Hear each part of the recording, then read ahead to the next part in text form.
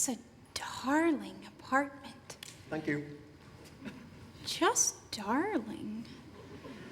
Did you do it yourself? Me, yes, I did, yes. Yourself? Yes. Really? Yes. Huh. It's darling. Did you really do it yourself? Yes. Why? Did you hear I didn't? No. But, well, look. This is just precious. It is, isn't it? I never really look at it. I just live here. Oh, it's terribly clever. And see how nicely all the furniture is placed in areas to make it so warm and sweet and tucked in. How about that?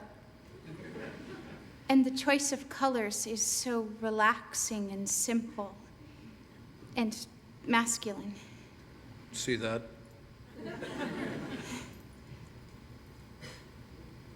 Well, isn't that tasteful and interesting?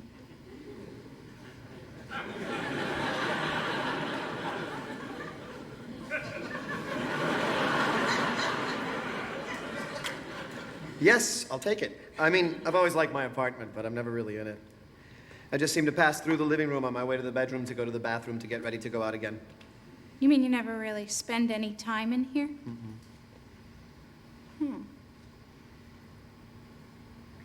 And it's so dear. But maybe that's why you like it so much. If you don't spend much time in it, it keeps it special and important. Yes. And this is the bedroom, over here.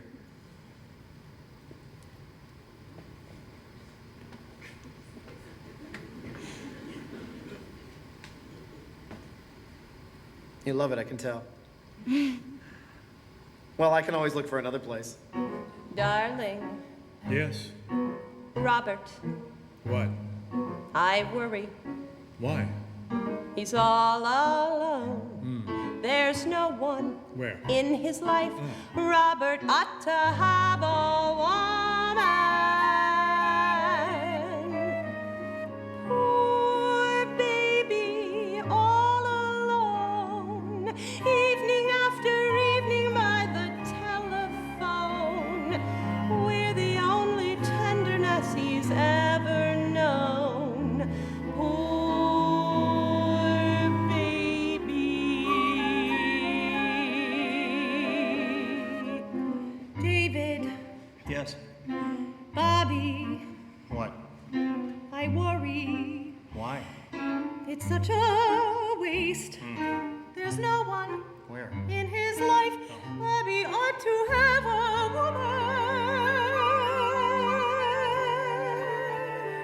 Poor baby sitting there, staring at the walls and playing solitaire, making conversation with the empty air.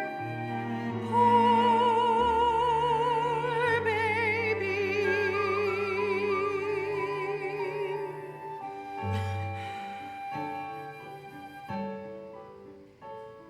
Right after I became a flight attendant, a friend of mine who had a garden apartment gave me a cocoon for my bedroom. He collects things like that, insects and caterpillars and all that. It was attached to a twig, and he said one morning I'd wake up to find a beautiful butterfly in my bedroom when it hatched. He also said that when they first come out, they're soaking wet, and there's a tiny drop of blood there, too. Isn't that fascinating?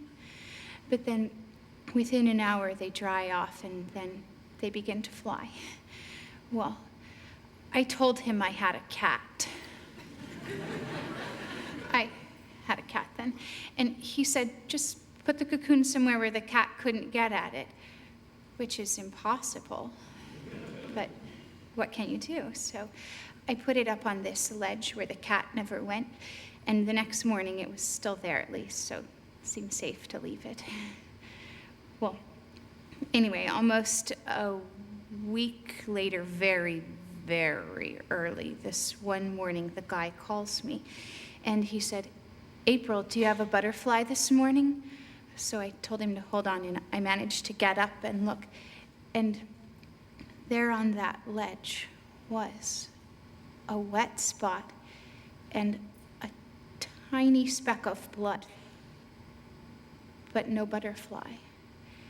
And I thought, oh, dear God in heaven, the cat got it. So I picked up the phone to tell this guy. And just then, suddenly, I spotted it under the dressing table. It was moving one wing. The cat had got it, but it was still alive. And so I told the guy, and he got so upset. And he said, "Oh, no. Oh, God. No, don't you see that is a life? That is a living thing."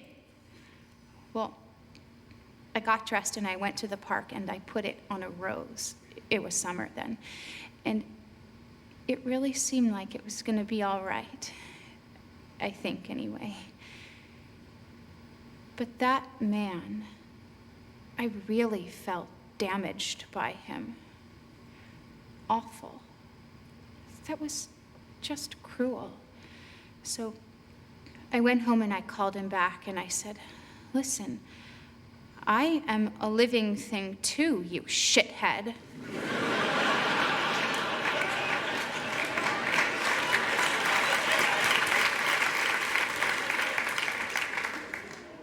Well, I never saw him again.